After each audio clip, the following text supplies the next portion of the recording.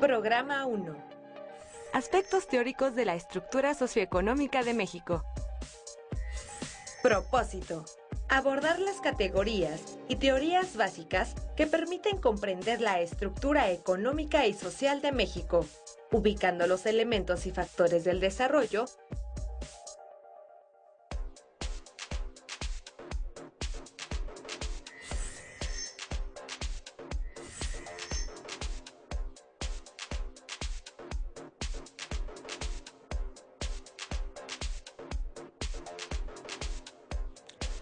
Hayan 92 migrantes muertos en el desierto del Sahara en Níger. Muchos migrantes de Níger buscan cruzar el Sahara con la esperanza de encontrar una vida mejor fuera de uno de los países más pobres del mundo.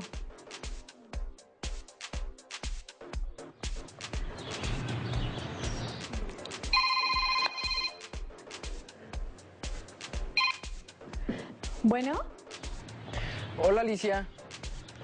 Oye, ya te mandé la información que me pediste. Por favor, ve el video en el que llego, ¿sí? Gracias, Humberto. Ahorita lo veo.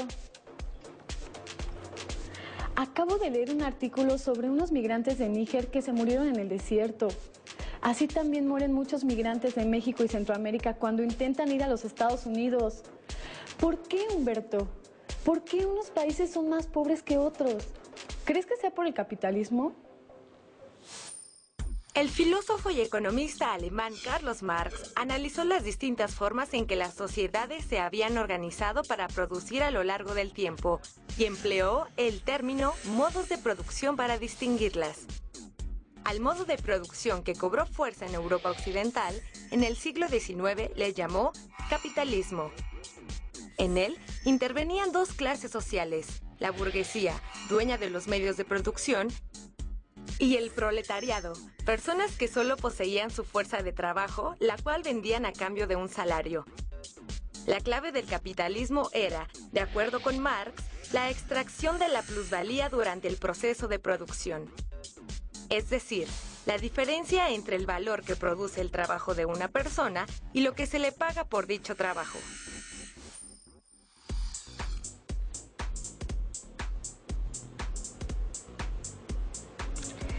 Sin la ganancia, los empresarios no invertirían y no se generarían empleos. Los salarios y las ganancias serían dos caras del mismo proceso.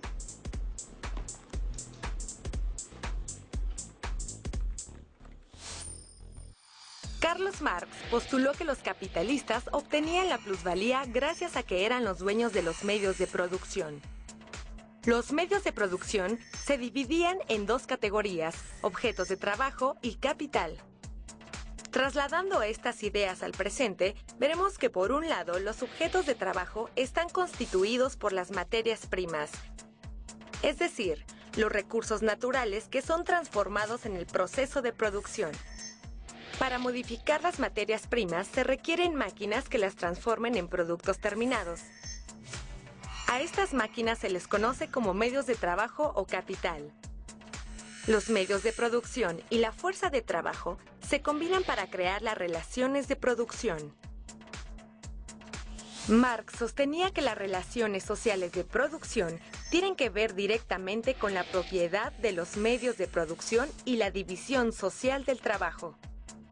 De esta forma se configura una distribución de la riqueza, que es la forma en que los recursos económicos de un sistema son repartidos entre sus clases sociales.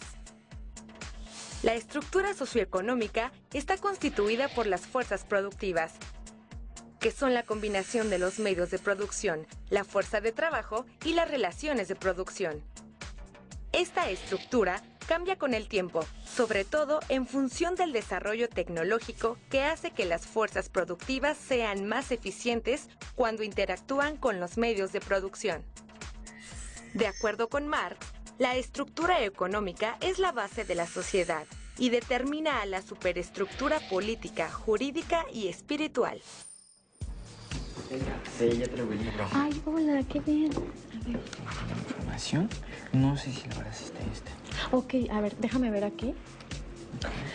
Entonces, según Marx, la estructura económica determina a las instituciones políticas. Marx pensaba que la vida material, es decir, la forma en que las personas están organizadas para realizar los productos y servicios que se necesitan para vivir, condicionaba la organización política, jurídica y espiritual de una sociedad. Los aspectos relacionados con la economía, por ejemplo, con el modo de producción, son la estructura. Mientras los que se vinculan al marco jurídico, las relaciones políticas y las creencias religiosas forman parte de la superestructura institucional del sistema. Marx pensaba que era la estructura la que condicionaba en mayor medida a la superestructura. Pero las instituciones políticas y religiosas también influyen en la manera de producir a través de leyes y formas de pensar. 4. No puede ser. Entonces, hay una gran cantidad de factores que influyen en la estructura y la superestructura de un país. Así es. Aunque, según mi profesor, hoy en día se acepta que hay una relación de influencia mutua entre la economía, la cultura y la política. Pero sigo sin entender. ¿Por qué hay unos países más ricos que otros? ¿Por qué dentro de los mismos países unos tienen mucho y otros no tienen nada? Pues mi profe dijo en la mañana que eso tiene que ver con el crecimiento y el desarrollo económico. Entonces hay que investigar por ahí. Yo me encargo de juntar información sobre el desarrollo y tú sobre el crecimiento. Está bien. Pues vamos a ver qué encontramos. Claro. Yo primero voy a la computadora. Ok. Te veo al rato, ¿va? Ok.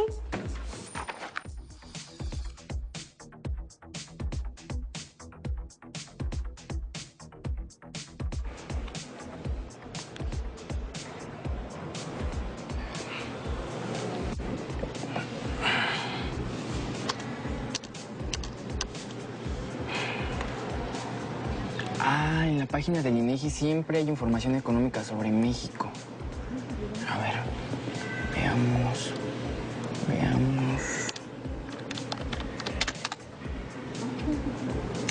Aquí hay datos sobre el crecimiento económico de nuestro país.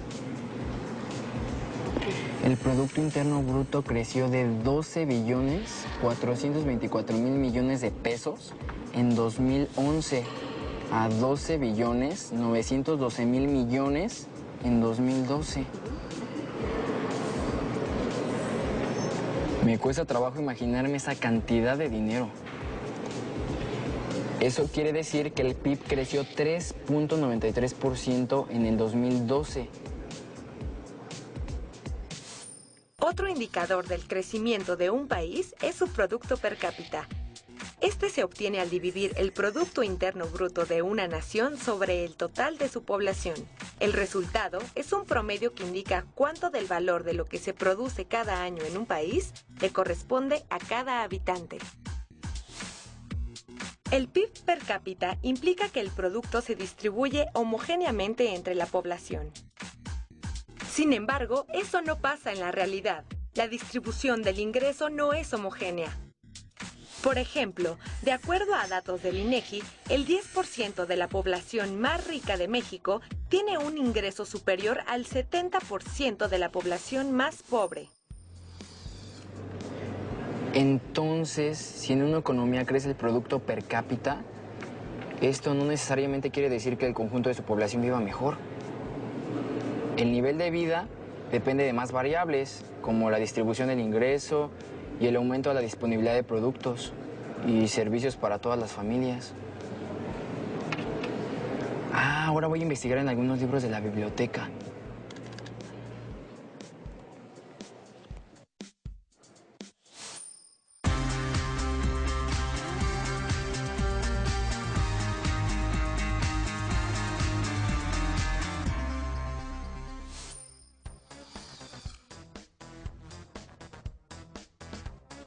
A ver qué encuentro sobre el crecimiento económico.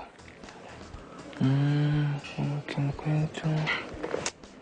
Aquí parece que hay algo.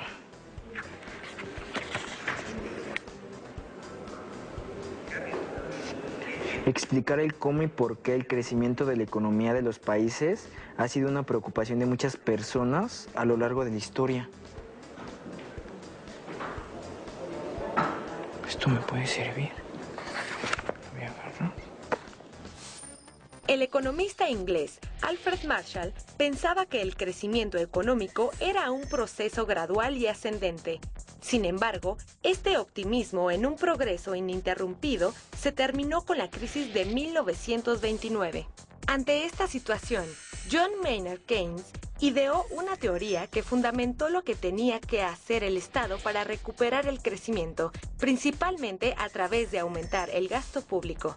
En la línea del pensamiento keynesiano, el inglés Roy Harrod y el ruso estadounidense F.C. Domar desarrollaron un modelo que explicaba teóricamente cómo la inversión determinaba el crecimiento económico. Otro modelo de crecimiento lo planteó el estadounidense Robert Solow. Llegó a la conclusión de que no existía una relación directa entre inversión y crecimiento económico, sino que este es más bien función del desarrollo tecnológico. Años después, los modelos de crecimiento endógeno incorporaron en su análisis del crecimiento al progreso tecnológico e hicieron énfasis en la importancia del capital humano, el conocimiento y la innovación. Pues creo que conseguí bastante información sobre el crecimiento. No es un tema sencillo, pero ¿cómo le habrá ido a Alicia?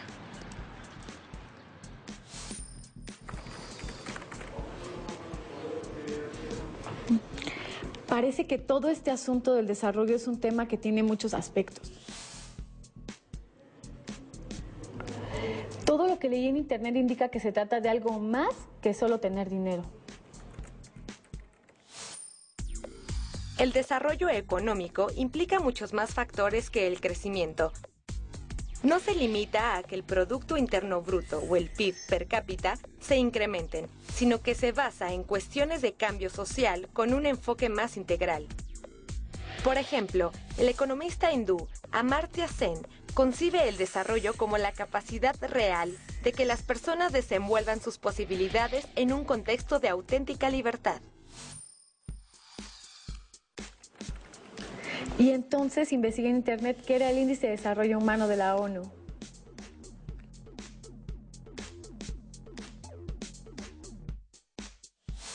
Para poder medir el desarrollo humano de los países, la Organización de las Naciones Unidas ideó un indicador que no solo tomará en cuenta el nivel de ingreso, sino también parámetros de desarrollo social.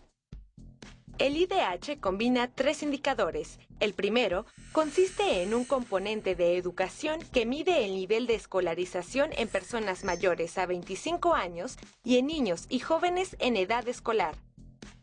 El segundo componente del IDH es el índice de la esperanza al nacer. Se calcula desde un valor mínimo de 20 años hasta un máximo de 83.57. El tercer y último componente del IDH es el índice de riqueza. Se calcula a partir del ingreso per cápita en dólares, ajustado de tal manera que se tome en cuenta el poder adquisitivo de las monedas locales. Sin embargo, el índice de riqueza no toma en cuenta cómo se distribuye la riqueza. El IDH formado por estos 3 índices, de educación, esperanza de vida y riqueza, evalúa a cada país entre los valores extremos de 0 y 1, siendo 1 el más elevado.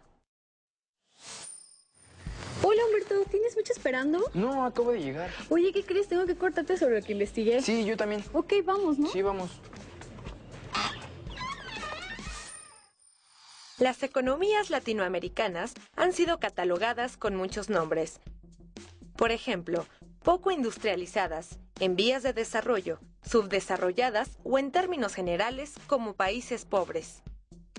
Algunos estudiosos consideran al subdesarrollo como una etapa de transición en el proceso histórico del desarrollo. Desde la década de los años 30 del siglo XX, se han puesto en marcha programas institucionales para promover la industrialización de los países latinoamericanos, equiparando la industrialización con el desarrollo económico.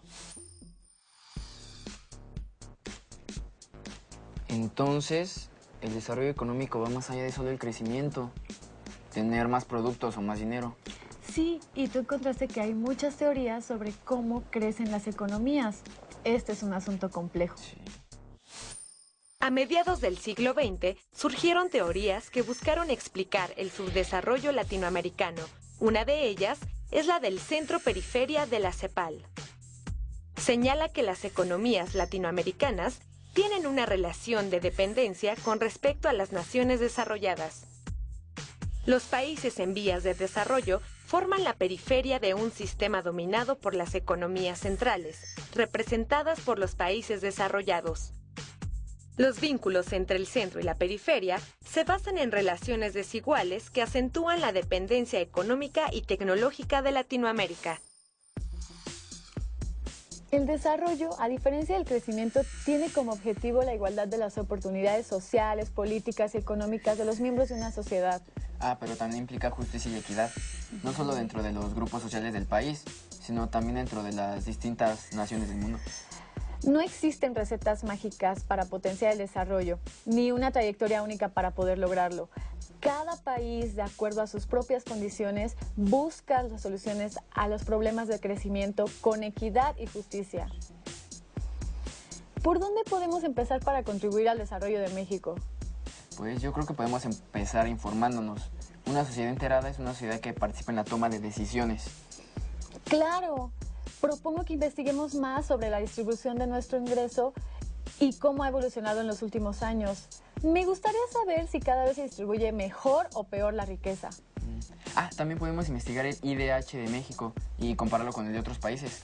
Y además compararlo con las regiones dentro de México para ver qué diferencias existen. Pues manos a la obra, ¿no? Pues vamos.